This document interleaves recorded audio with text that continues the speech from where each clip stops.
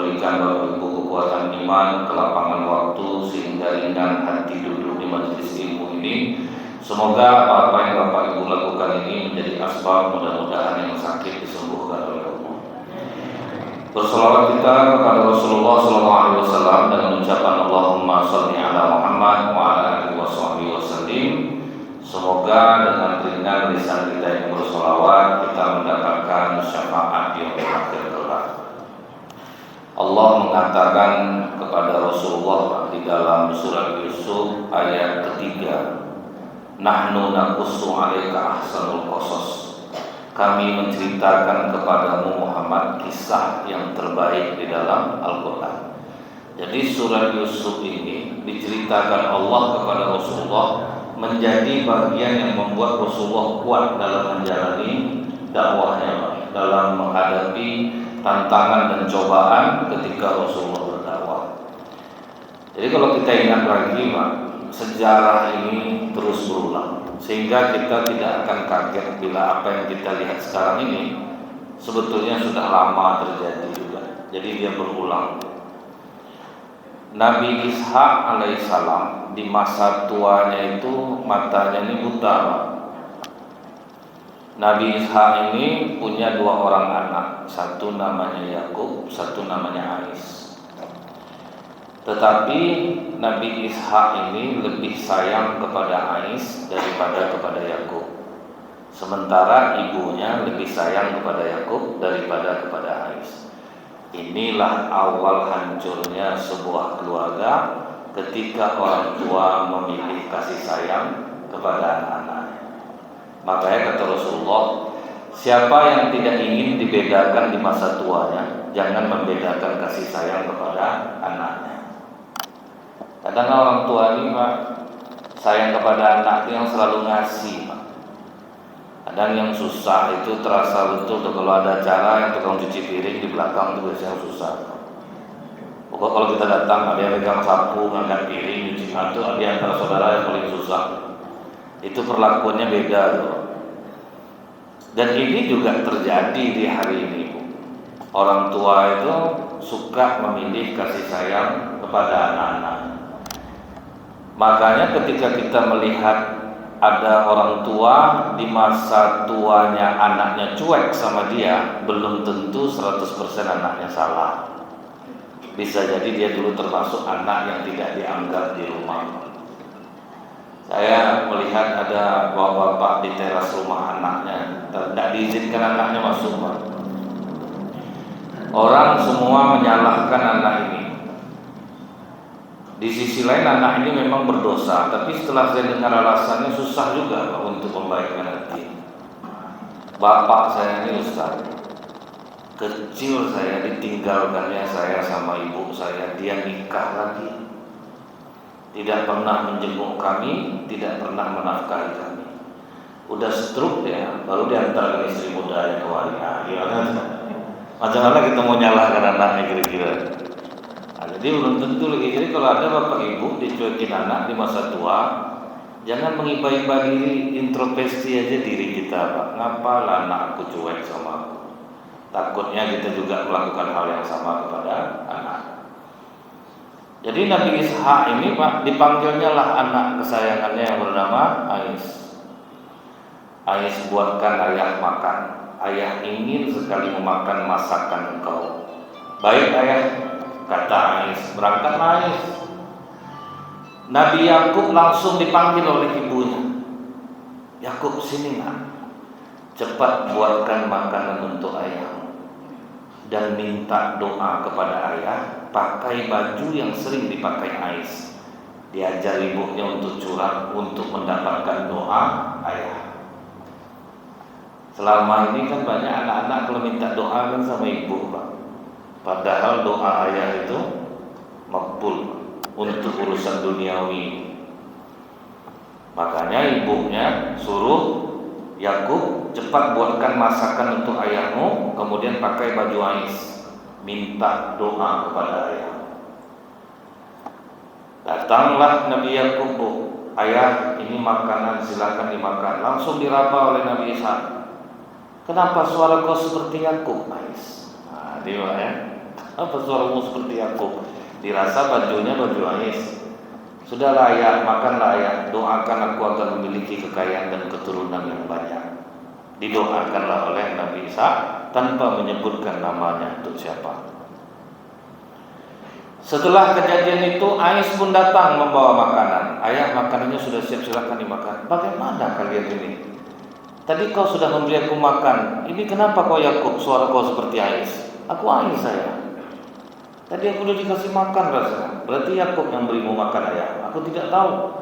Kalau begitu doakan aku ayah agar aku memiliki kekuatan dan pasukan yang banyak. Nah, itu minta dari Ais kepada ayahnya. Ini anak-anak asal minta doa ke emak aja minta doa.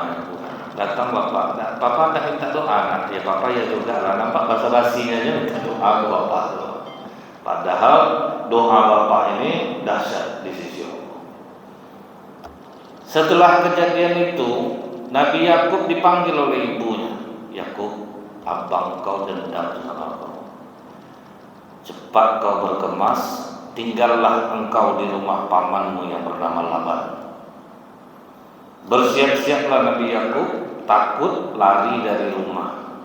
Pergilah dia ke rumah pamannya. Jadi dendam abangnya. Jadi kadang bu ya, berkelahi adik-beradik itu tuh kadang tidak bisa dialasankan tuh apa Pak. Tapi memang dia udah menyimpan dia lama. Kalau yang adik minta cepat dikasih, abang minta banyak ceramah yang panjang Pak. Dapat enggak misalnya seperti itu Pak. Akhirnya Nabi Yakub melarikan diri, tinggal dia di rumah pamannya. Pas di rumah pamannya itulah tinggal Pak. Pamannya ini punya 2 orang anak perempuan, satu namanya Lia, satu namanya Rahil. Lia ini Pak, sejelek apapun laki-laki pasti tidak suka sama dia. Nah, itulah wajahnya. Sementara Rahil seganteng apapun laki-laki pasti mau sama dia. Jadi ada perbedaan nih Pak antara Lia sama Rahil. Jadi kata Nabi Yakub, paman, aku kan akan lama tinggal di sini. Boleh enggak aku menikah dengan Rahil? Nah, jadi dari sini kita tahu ya Bu ya, dari zaman dulu tuh laki-laki itu pasti suka dengan perempuan cantik. Perempuan cantik suka dengan laki-laki tampan. Kalau ada laki-laki yang bilang saya tidak penting istri saya cantik Ustaz, yang penting soleha, ngibur diri itu Pak. Tidak ada. Telanjur mau diapakan? Manalah kan ada orang. Memang seperti itulah fitrahnya. Anak Nabi Adam berkelahi gara-gara apa? Gara-gara rebutan Iklimah yang cantik Pak. Dialah satu Labuda ini wajahnya kurang, Iklimah wajahnya cantik. Disuruh nikah silang. Kalau nikah silang otomatis Qabil dapat Iklimah, Habil dapat Iklimah, Qabil dapat Labuda. Kan berkelahi gara-gara itu Pak. Atau misalnya ibu-ibu bilang yang penting suami saya bisa menjadi imam bagi saya, tampan itu tidak perlu, tidak ada, bohong. Saya Bu ya meyakini apa yang dikatakan Rasulullah, menikahlah dengan yang sekufu. Sekufu itu tuh Bapak, sama rasa. Tidak bisa satu suka satu tidak bisa. Rasulullah aja udah ngomong macam itu. Pernahkah Rasulullah menikahkan orang yang tidak sekufu? Pernah. Anak angkatnya Zaid bin Zabit dengan Zainab binti Jahsh. Zaid mantan budak, Zainab binti Jahsh bangsawan Pak. Kalau memang ini perintah kau ya Rasulullah, oke, aku mau menikah dengan Zaid. 10 tahun berumah tangga kelahi tiap hari. Karena Zaid merasa dia budak, Zainab merasa dia bangsawan. Jadi memang tak bisa, tak ketemu dia Pak. Akhirnya cerai setelah 10 tahun nikah. Barulah dihadiahkan Allah kepada Zainab binti Jahsh menikah dengan Rasulullah SAW. Baru sekufu dia Pak. Jadi Rasulullah aja udah ngomong seperti itu. Saya pernah nengok perempuan di pelaminan Bu, istrinya ngadap ke sana aja Pak, suaminya ngadap ke depan, tidak sekufu Pak. Sampai akhirnya nikahnya saya datang, suaminya meninggal, saya datang. Pertanyaan istri itu apa? Saya durhaka sama suami saya Ustaz. Saya sering melawan sama dia. Disebabkan apa? Tidak ada rasa cinta. Jadi sampai suami meninggal pun Pak, tidak ada rasa itu, walaupun anak udah besar-besar, kan bahaya Pak. Jadi ibu jangan paksa-paksakan anak dengan pilihan ibu, bapak juga Pak. Biarkan dia memilih, salah itu urusan dia lagi itu. Daripada nanti bapak yang memilihkan, tidak taunya tidak sekufu dia Pak, menderita dia di rumah tangganya. Walaupun ada juga yang berhasil, tapi sangat jarang. Nah, jadi Nabi Yakub minta menikah dengan Rahil. Dikasih syarat sama Laban pamannya ini Pak, boleh nikah sama Rahil, tapi kau kerja dulu sama aku selama 4 tahun. Semangatlah Nabi Yakub kerja, karena ada tujuan nih, bisa menikah dengan Rahil. Setelah 4 tahun, kata Nabi Yakub, gimana paman? Jadi tidak aku menikah dengan Rahil. Kebiasaan kita Yakub, kalau kakaknya belum nikah, adiknya belum bisa nikah. Temenunglah Nabi Yakub, Pak, siapa lah yang mau menikah dengan dia? Dan waktu itu syariat masih membolehkan menikahi 2 orang perempuan bersaudara. Waktu itu, kalau dari Rasulullah nggak boleh lagi Bu. Jadi kalau kau mau Yakub, menikahlah dulu dengan Lia. Ngedrop Nabi Yakub dibuatnya Pak. 4 tahun bekerja keras mau nikah sama Rahil, rupanya akhirnya harus menikah dengan Lia. Setelah kau menikah dengan Lia 6 tahun, baru kau nanti nikah dengan Rahil. Jadi menikahlah, jangankan rasa cinta, rasa ibahnya tidak ada di hati Nabi Yakub. Tapi karena ingin Rahil juga, menikahlah dengan Lia. Cuman ada kelebihan Lia nih Pak, dia subur Pak, mudah melahirkan. Karena mereka juga sudah halal, sudah suami istri, melahirkan. Tetapi Nabi Yakub tidak acuh kepada anaknya. Itu buahnya jadinya Pak. Karena tidak cinta sama emaknya, jadi kurang perhatian kepada anak-anak. Jadi kalau suami ibu agak acuh sama anak, tolong tanya balik, abang belum menikah sama aku, cinta atau enggak? Begitu juga sebaliknya Pak, kalau emaknya nak cinta sama bapaknya, biasanya dia kurang suka sama anaknya. Nah, itu otomatis seperti itu. Nah jadi setelah beberapa orang anak dari Lia, kemudian menikahlah dengan Rahil. Nah begitu menikah dengan Rahil ini Pak, tumpah ruah kasih sayang Nabi Yakub, betul-betul full. Nah, sembari itu Nabi Yakub juga ada menikah dengan 2 orang selir. Nah, dari 3 orang wanita ini, Lia, 2 orang selir itu anak Nabi Yakub, totalnya 11 orang. Rahil mandul. Nah, itulah yang sering diejek-ejek Lia nih Bu, aku walaupun buruk, aku subur. Kau cantik, tapi kau mandul. Nah, itulah Pak, terluka juga perasaan Rahil ini jadinya. Dia robah. Dia minta sungguh-sungguh kepada Allah agar Allah memberinya keturunan. Jadi kita itu kalau dalam keadaan sulit, coba lebih dekat kepada Allah meminta. Jangan mengandalkan manusia. Karena Bu, kalau untuk punya anak nih, Nabi Zakaria aja seorang nabi berdoa kepada Allah minta anak Pak. Umur berapa baru dikabulkan Allah? 77 Pak.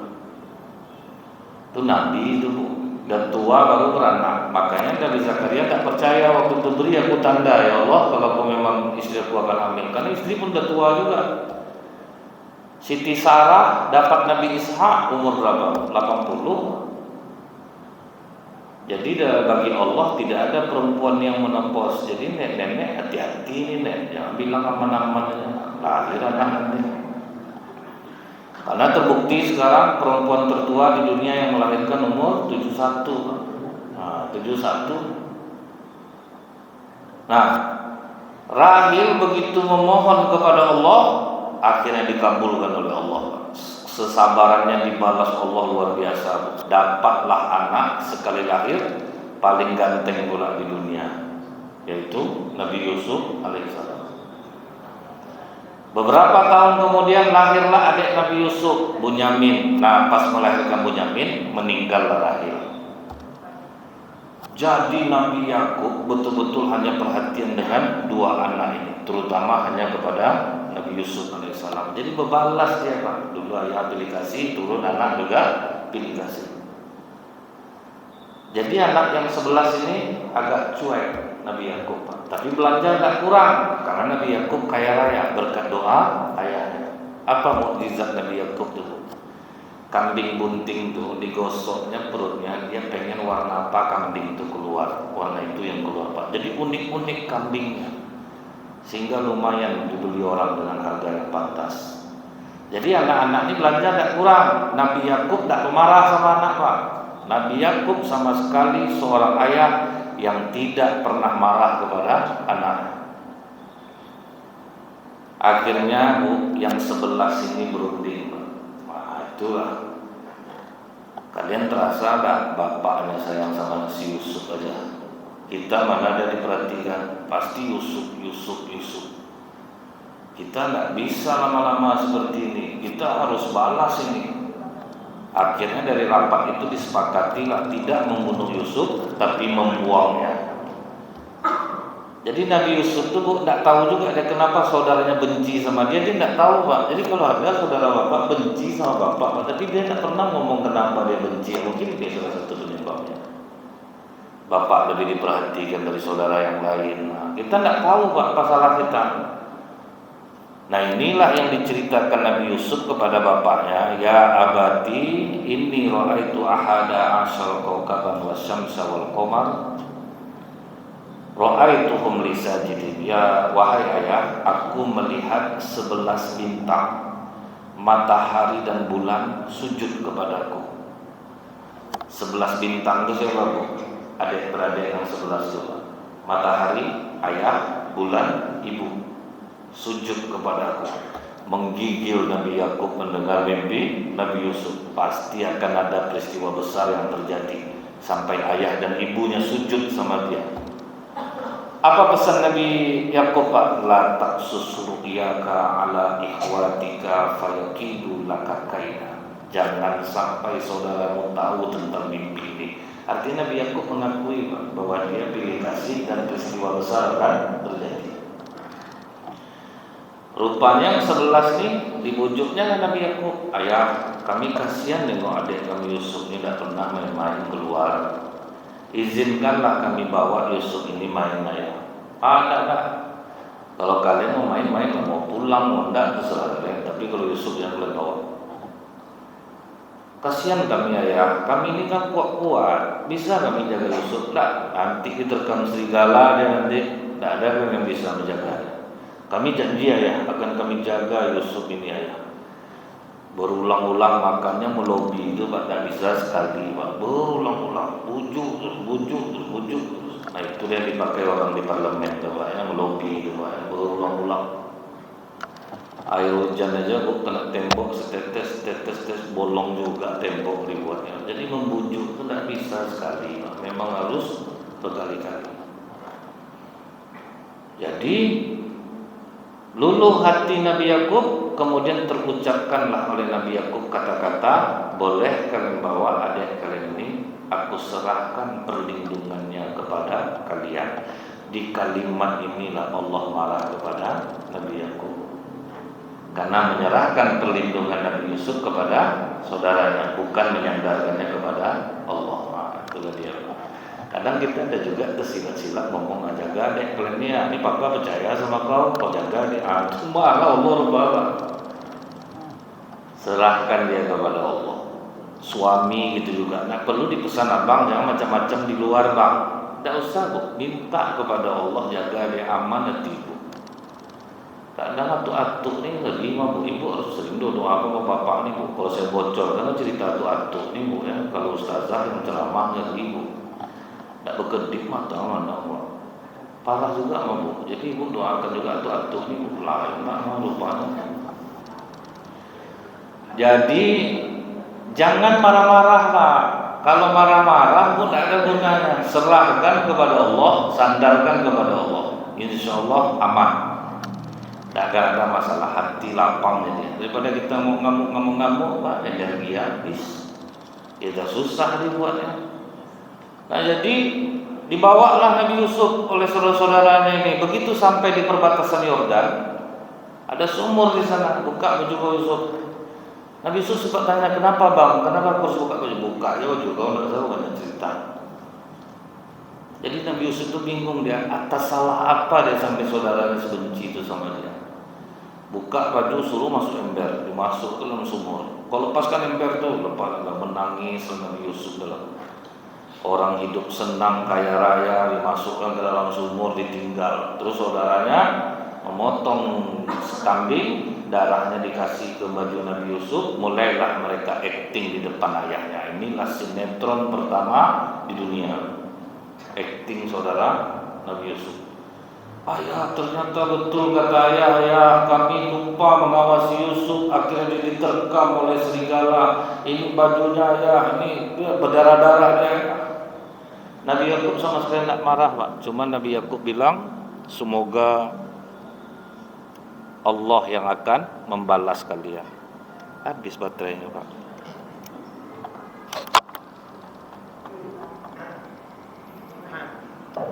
Dah. Habis baterai. Semoga enggak juga itu. Semoga Allah membalas kejahatan kalian. Habis itu Nabi Yakub tidak ada marahnya Pak. Tapi tidak bisa berhenti menangis siang dan malam. Marah kepada anak enggak. Ini amalan Nabi Yakub ini memang berat nih Pak. Bisa tidak marah kepada anak.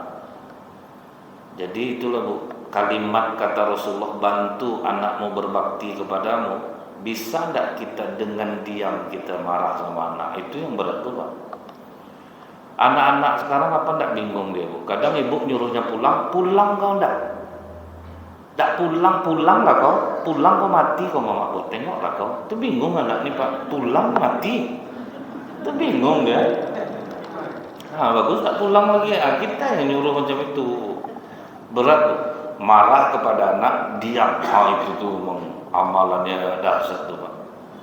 Tapi kalau sempat bisa kita ngamalkan itu Pak, jantung sehat tuh Pak. Marah sama anak, diam, bawa bentang sejadah, minta tolong Allah. Wah itu tuh memang saya pun merindukan tuh Pak. Mudah-mudahan bisa mengamalkan itu. Kadang terucap juga itu Pak. Nah Nabi Yakub menangis siang dan malam sampai buta pula matanya. Bapaknya buta, dialah buta. Menangis terus dicium-ciumnya baju Nabi Yusuf. Pokoknya ngeri lah sayang Nabi Yakub ke Nabi Yusuf ini. Nah adalah orang Bu, dia mau nimba air, bergantunglah Nabi Yusuf di apa dia itu Pak. Ditariknya ke atas. Hadzal gulam, ini pemuda. Bukan karena dia menyelamatkan dia bangga Pak. Bisa dijual, itu yang membuat dia bahagia. Dia tidak ada duit, bisa dijual nih. Pas lewat penguasa Mesir, Al-Aziz, beli nih. Bentuk dari hitam-hitam Nabi Yusuf Pak, dalam sumur itu beberapa hari. Berapa kau jual? Jual murah Pak, 2 dirham, 180.000 kalau uang kita sekarang. Karena dirham itu kan tidak berubah-ubah dari dulu Pak. Harga kambing zaman Rasulullah 1 dinar. Sekarang kan 1 dinar juga Pak, 3.578.000. Sama Pak. Jadi kalau emas perak itu dia bertahan dari dulu itu segitu juga harganya. Dibelilah oleh penguasa Mesir ini. Sampai di rumah, Zulaiha mandikan anak ini. Dimandikan, jadilah dia pembantu di istana itu. Dan hebatnya Nabi Yusuf ini Pak, tidak pernah menceritakan siapa diri. Tidak ada ninggi-ninggi Pak, bapak aku kaya sebetulnya tuh aku diginikan sama abang aku tuh, tidak ada Pak. Jadi Nabi Yusuf ini apa kelebihannya Bu? Dia menerima setiap tahapan takdir yang diberikan Allah kepada. Masuk sumur, dibeli orang, dia pasrah aja Bu. Sampai di istana, dijadikan pembantu dan dia bisa menjadi pembantu di istana itu. Dia tidak boleh keluar-keluar dari dapur. Kalau di dapur aja aku bantu orang di dapur nih Yusuf. Iya nyonya, ya Tuhan. Tidak pernah dicerita di dapur tuh Pak. Sebetulnya bapak aku kaya. Kalau aku sempat tahu bapak aku ini tidak mau dia. Kalau kita kan suka ninggi-ninggi. Kalau misal orang kampungnya jadi pejabat tuh macam kenal dekat dia. Aku sama bapak itu dekat betul gitu. Padahal tidak ada Pak. Tidak kenal Pak dia.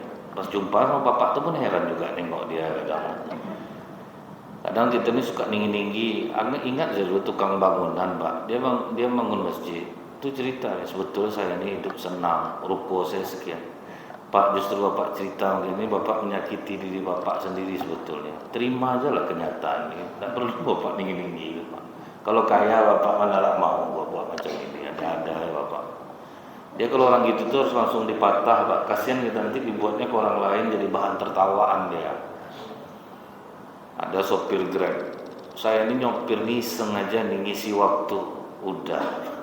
Terima aja lah takdir. Gak usah nih lagi. Ada gunanya. Akhirnya ya, apa yang membuat Nabi Yusuf itu tentram? Dia terima takdirnya. Jadi pembantu, ya jadi pembantu. Nah, menikmati takdir itu, Pak. Dia apapun takdir yang dikasih Allah ke Bapak Ibu, terima takdir itu. Tidak usah ngeluh-ngeluh, terima aja takdir itu. Nabi Yusuf tidak pernah keluar-keluar dari dapur, Pak. Diikutinya perintah tuannya. Begitu dia umur 15 tahun, Pak, ketampanannya mulai terlihat. Disitulah angkatnya naksir sama dia, Zulaiha. Pas suaminya pergi, masuk dia ke kamar Nabi Yusuf, dikuncinya. Yusuf, aku suka sama kau, Yusuf. Ini tidak bisa bertahan lagi. Kau harus mau sama aku. Jangan nyonya, Tuhan sangat baik kepadaku. Jangan, udahlah, sudah munafik lah kalau lagi. Aku mau sama kau. Apakah Nabi Yusuf mau sama Zulaiha? Dibocorkan Allah, Pak, mau. Di dalam surah Yusuf ayat 24. Walaqad hammat bihi wa hamma biha. Zulaiha mau dengan Yusuf, Yusuf pun mau dengan Zulaiha. Tapi dihadang oleh Allah. Itu, Pak, dijaga oleh Allah, dilihatkan Allah tanda. Artinya apa, Bu? Nabi Yusuf aja tidak kuat, apalagi kita, Pak.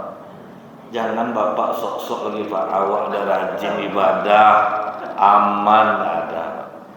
Bapak di lampu merah, di depan ada perempuan seksi. Bapak mau zikir apa enak mempan gitu. Mau a'udzubillahi minasyaitonirrajim, hasbunallahu wa ni'mal wakil, tidak kuat, Pak.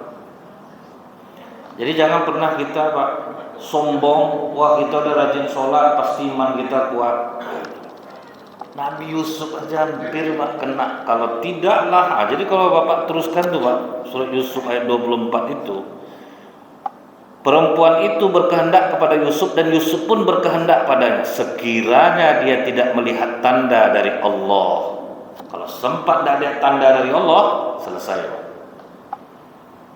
Makanya ada ustadz sedang ceramah ditangkap polisi, Bu. Hampir jamaah ngamuk ke polisi itu. Rupanya terbukti ustadz itu sudah melecehkan 2 orang santri. Ustadz tuh, Bu. Tidak ada hantu juga kami ini, Bu. Ngeri malah.